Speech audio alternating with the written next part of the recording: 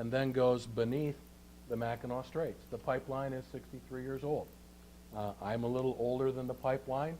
I'm not in quite as good a shape as I used to be, but I'm not going to fall apart tomorrow, and neither will this pipeline.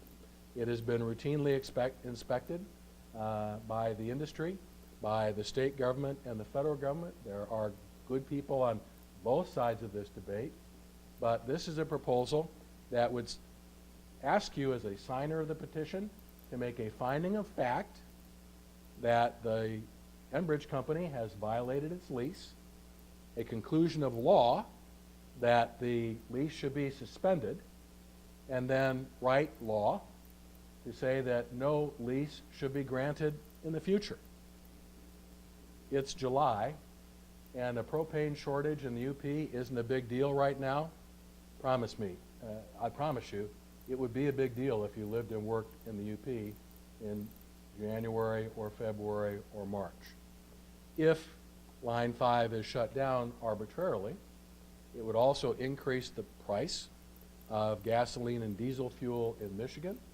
It would create a serious problem not only with other states that rely on the pipeline as energy travels from the south, but it would be an unprecedented attack in America on a critically important piece of existing energy infrastructure.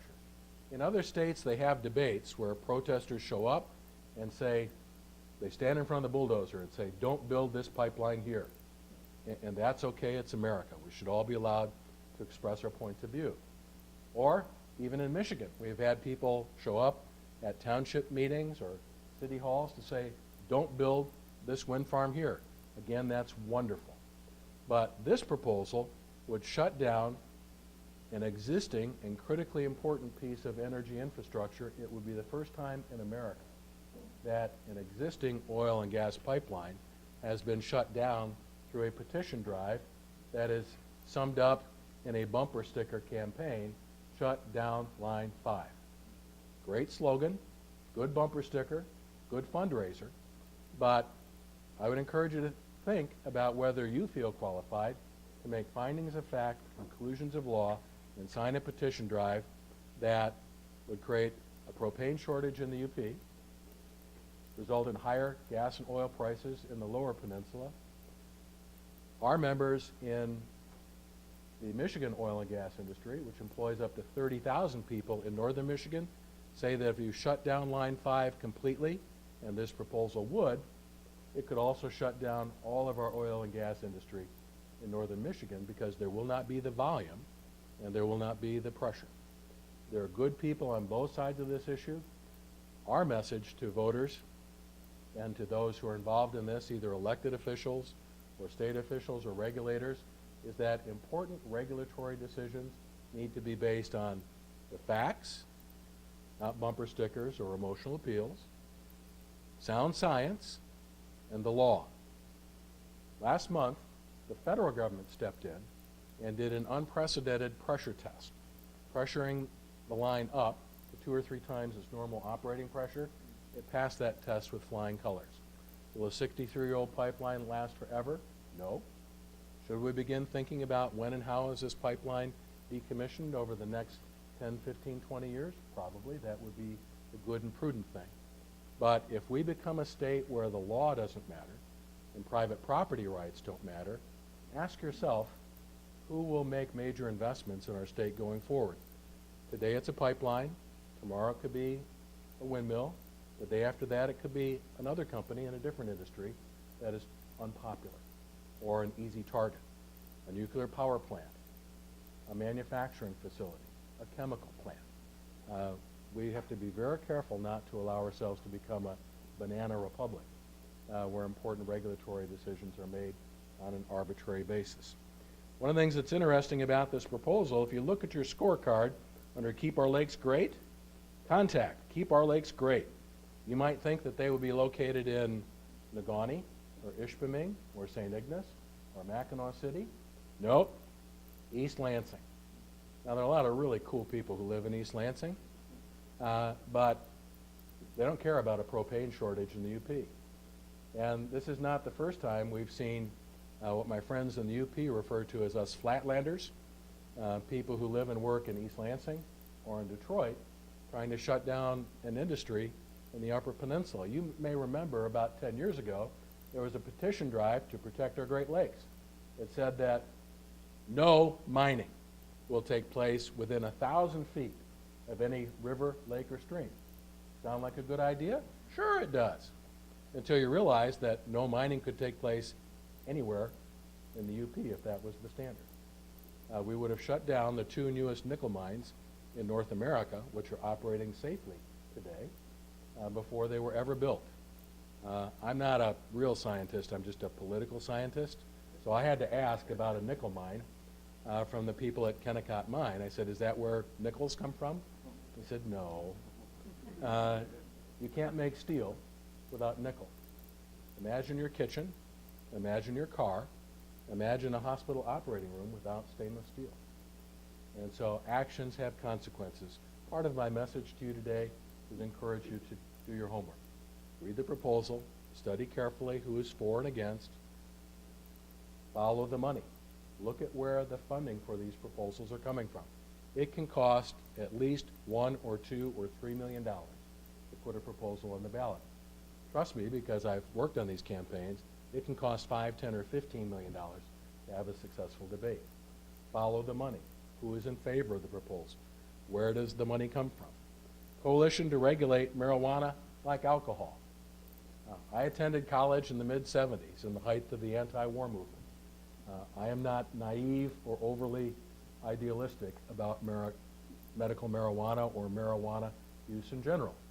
What's interesting about this proposal to legalize or decriminalize marijuana is you can't do indirectly what you haven't done directly. Marijuana would still be illegal under federal law. The last time I checked, although the people in the UP would like to be their own country, Michigan is still a part of the United States. Sometimes I think the Upers have got it right.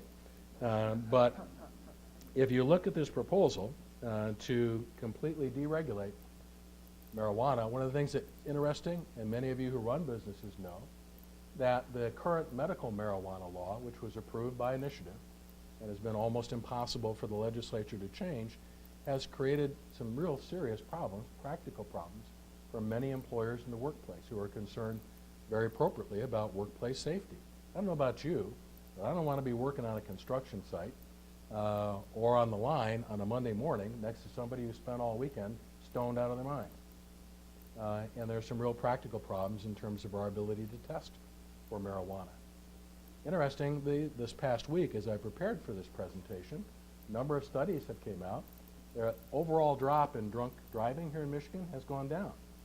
The increase has been in drugged driving, and there were articles about that. That is the experience they're also having in Colorado, where Rocky Mountain High has a whole new meaning in terms of travel and tourism.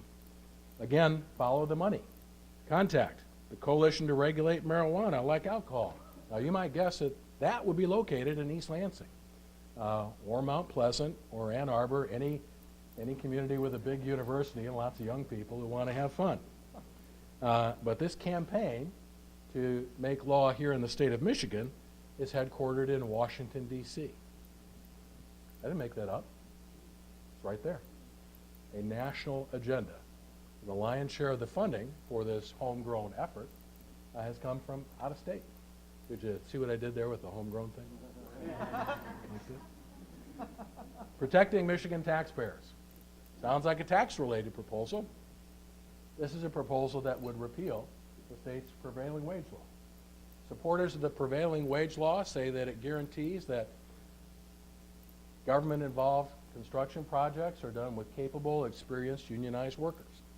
Opponents of our state prevailing wage law say that it unnecessarily increases the cost of government-financed construction projects. Again, there are good people on both sides of this issue.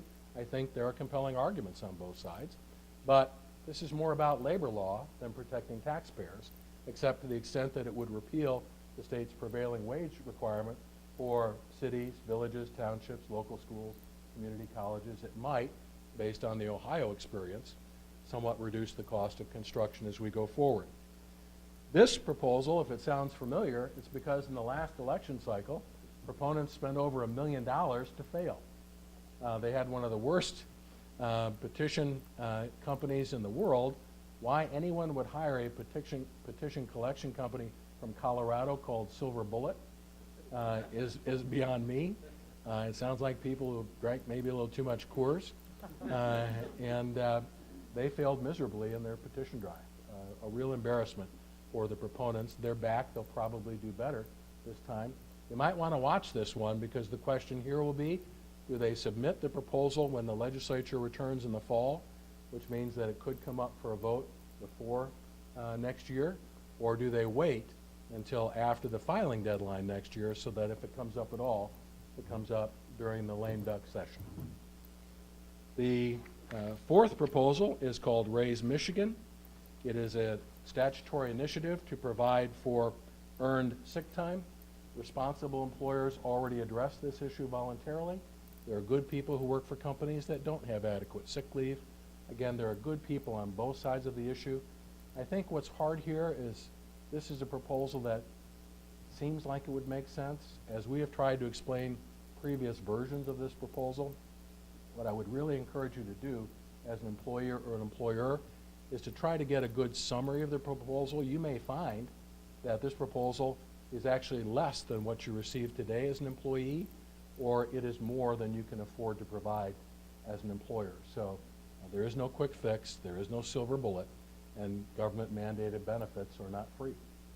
This would lock in place a statute which, if the legislature needed and wanted to revise it, to make it more fair, to make it more balanced, it would be very difficult to do that. Last but not least is a proposal called Clean Michigan, or Clean My Government Committee. The Clean My Committee, or Clean My Government Committee, is located in Lansing. It is a proposed constitutional amendment to require a part-time legislature limit or reduce legislators' compensation,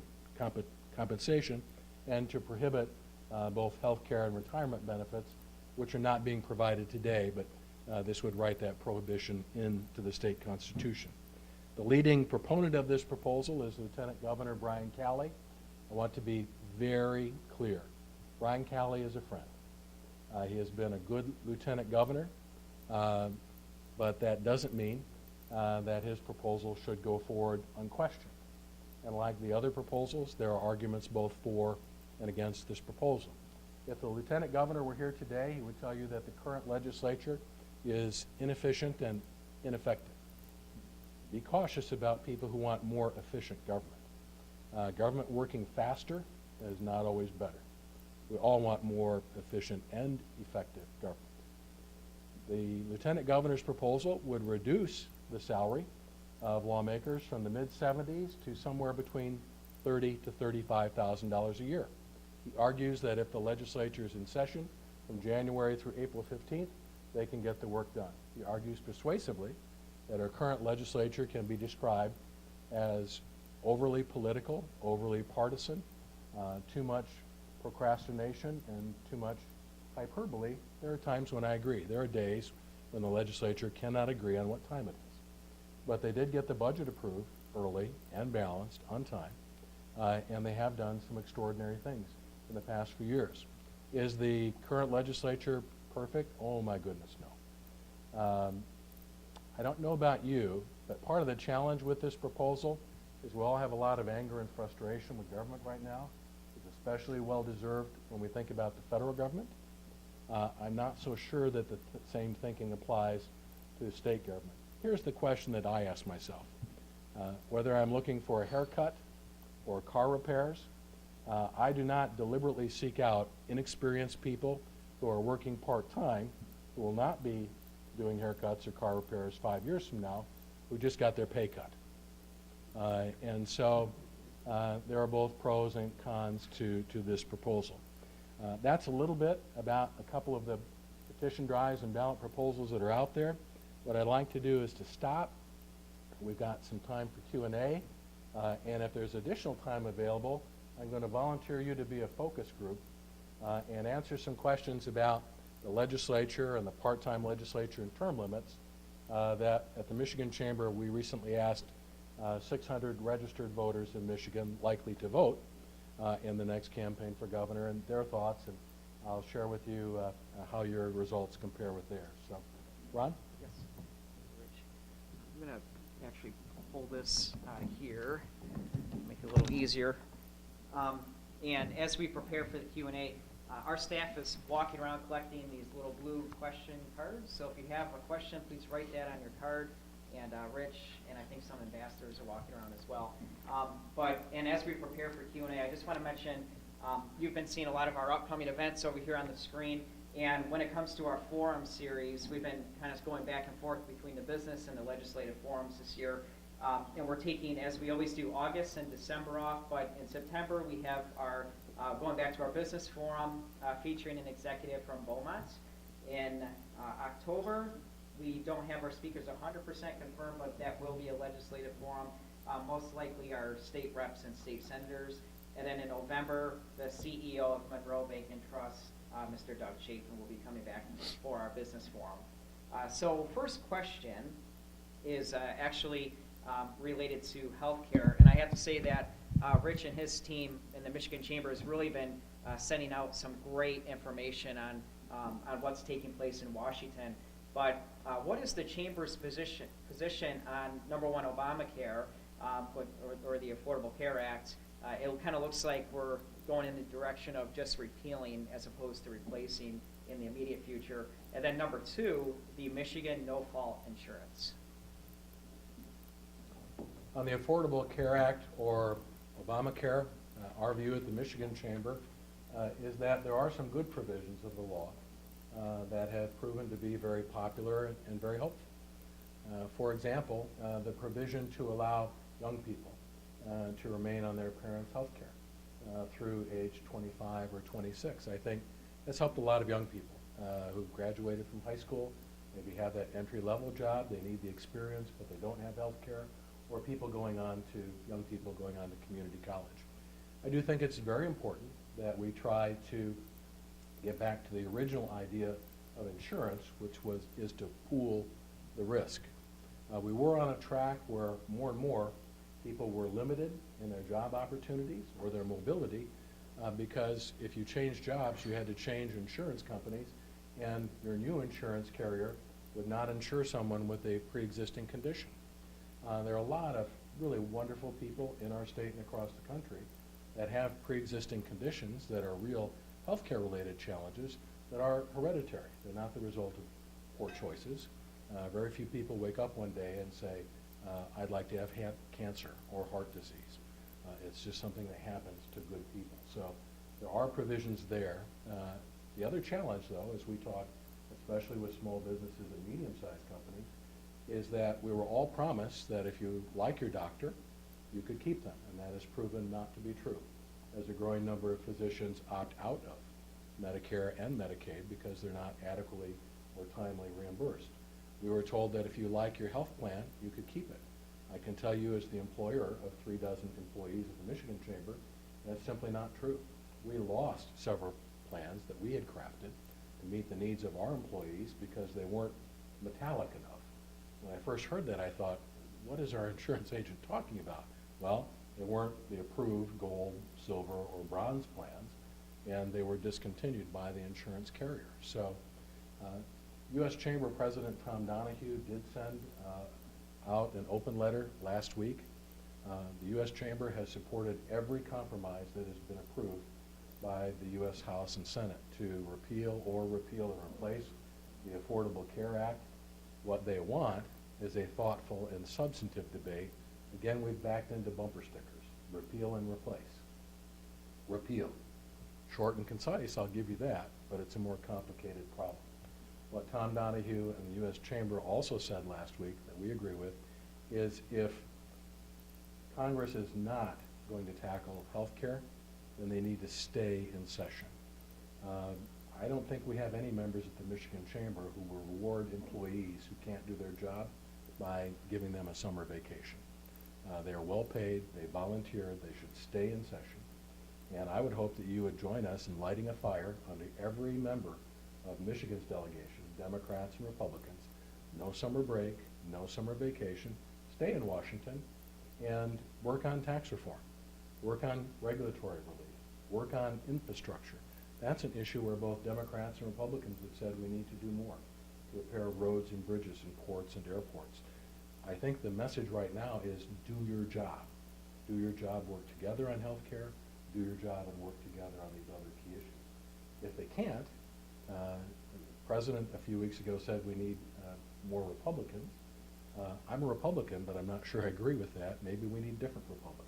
Maybe we need fewer Republicans.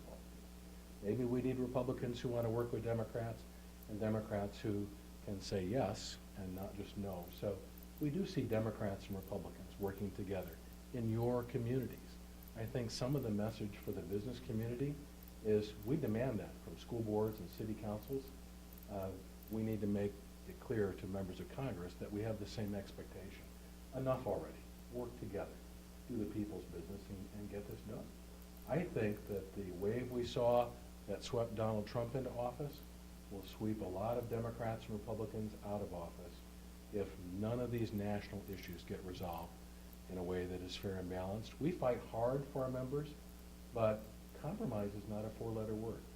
You can negotiate and compromise without abandoning your principles, and we have to get back to that in Lansing, but especially in Washington, D.C. On auto insurance no-fault reform, we are member-driven, we are policy-focused, we support a fair and balanced compromise. We believe you can improve the no-fault system and still be fair to doctors and hospitals. That is a position that's now being advocated by the Michigan Hospital Association. Compromise means different things to different people. Here's what we know for sure. Most states don't have no-fault auto insurance. Michigan is in the minority. And of the states that do provide no-fault auto insurance, no one provides unlimited medical benefits like we do, and there is a cost. One of the reasonable proposals would be to have a certain minimum, but allow people a choice between unlimited and a more affordable proposal.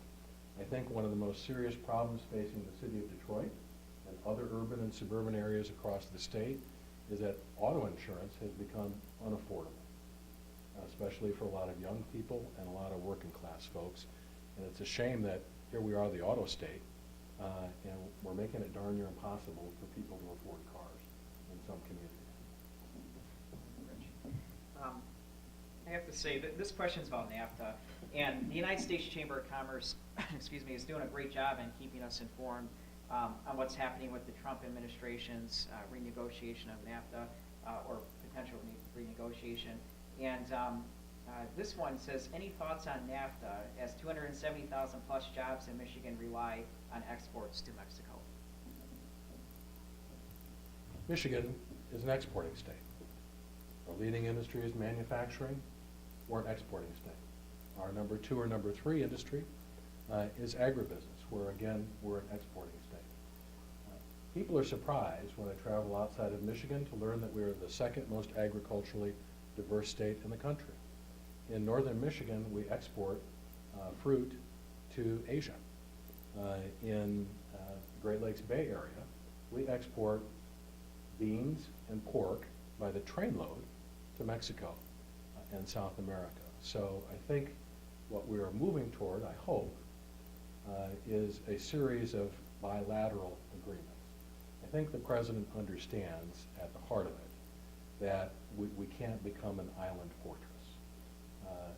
As U.S. Chamber Tom Donahue, the President says on a regular basis, if you want to grow, it's important to realize that 95% of the potential customers for every Michigan business live outside the United States. And there are many small businesses, medium-sized companies, let alone global leaders like BASF, who are involved in national and international markets. And so we can't pull up the drawbridge. I think what we do have to do is to have a process that is more open. I think asking members of Congress to vote yes or no on trade agreements that go hundreds of pages that they've not always been involved in or had an opportunity to read seems unreasonable.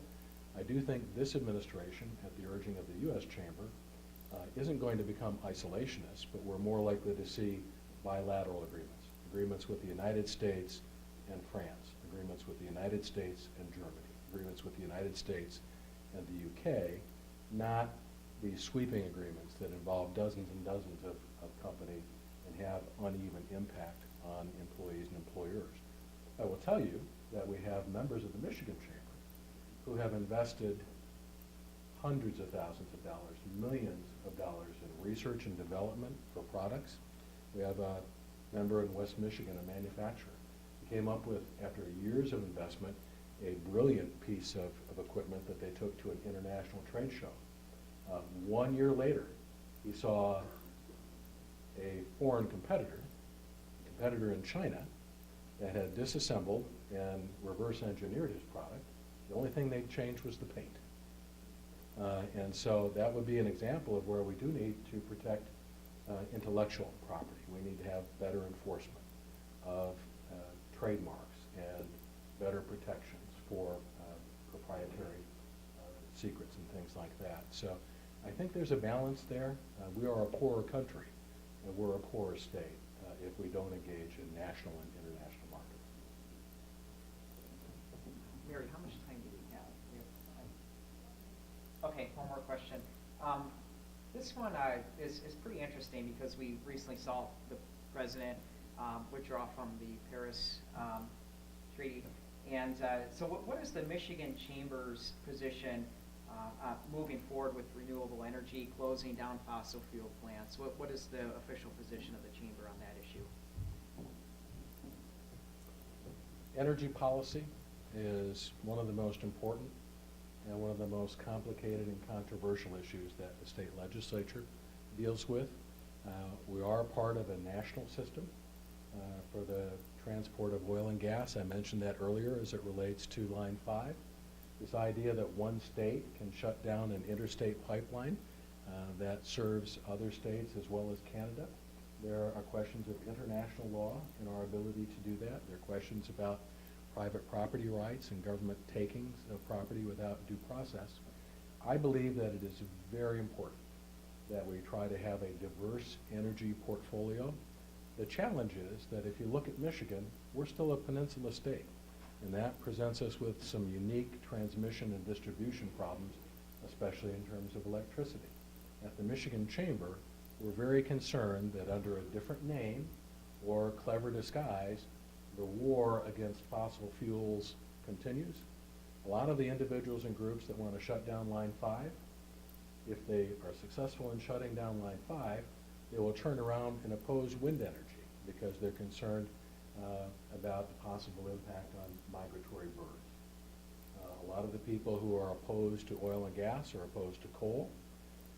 My brother-in-law was a UAW member. He worked in Delta Township, built some of the best cars in the country.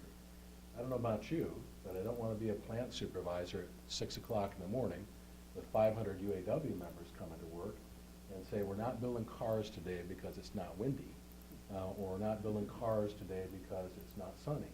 In the end, we need safe, reliable, affordable natural gas. We do seem to be moving away from coal. We have a tremendous ability to store natural gas in Michigan, which is a huge competitive advantage if we allow it. We have, at the right price, oil and gas fields here in Michigan that can contribute. 80% of the homes in our state are heated with natural gas. A quarter to a third of that natural gas can easily come from right here in Michigan and be stored in Michigan. I do think you will see our larger investor-owned utilities continue to close older, fully depreciated coal-fired plants that it's just not cost-effective to upgrade them. I think what we're going to see in the next few days and the next few weeks, perhaps even, are some of the Michigan-based utilities announce plans for major investments in generating capacity. Won't be giant coal plants, won't be giant nuclear plants, but will be modern, mid-sized natural gas plants. And so there seems to be a lot there. Wind and solar can help, but in the end, when you go home at night in the middle of winter, what do you want? When you flick the light switch on, you want the lights to come on, and you want to be able to turn up the thermostat. And so the challenge with alternative energy is that it's not always dependable 24 hours a day. So you've got to have that base load generating capacity. For Michigan's manufacturers, it has to be affordable. It has to be reliable. We've got to strike that balance. That's why we're part of the regional system. That's why at the Michigan Chamber, we're involved in working with the U.S. Chamber to push our country toward energy independence. and we're working with the Public Service Commission to try and make sure that the new energy law is implemented in a way that we are as competitive as we possibly can be in electric rates for industrial and commercial customers as well. Thank you so much, Rich. We appreciate your time today. Thank you.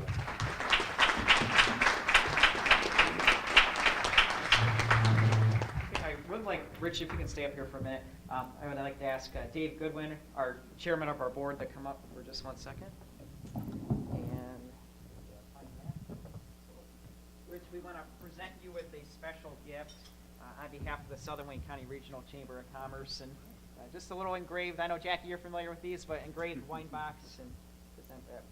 Well, thank you so much. Yeah, thank you so much for coming. That's wonderful. Thank you. Thank you again. Thank you. Thank you all very much. I have arranged my schedule. I'll stay afterwards to talk with any of you individually as long as you'd like. God bless you.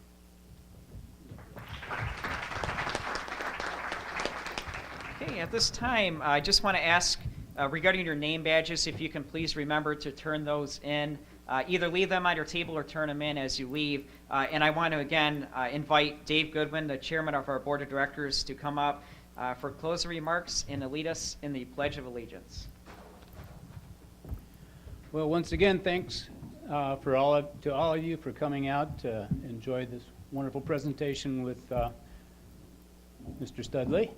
It's been very informative. We continue to celebrate our 50th year of service to the community and the 21 communities in our region, and plan to keep on doing it thanks to Ron and the staff and the ambassadors that help us serve. With that, the Pledge of Allegiance. I pledge allegiance to the flag of the United States of America and to the republic for which it stands, one nation, under God, indivisible, with liberty and justice for all. And thank you. Thank you so much. Good job. Thank you again. Keep up the good work. I will. Thank you. Thank you for such an informative and articulate presentation. We get so much out of everything. And your first great. Get the extra chamber people in. Yeah, that's one thing I want to do is build a stronger relationship.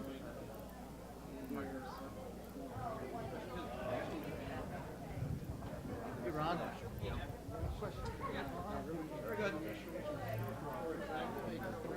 Yeah, exactly. Yes. Yeah, we should absolutely.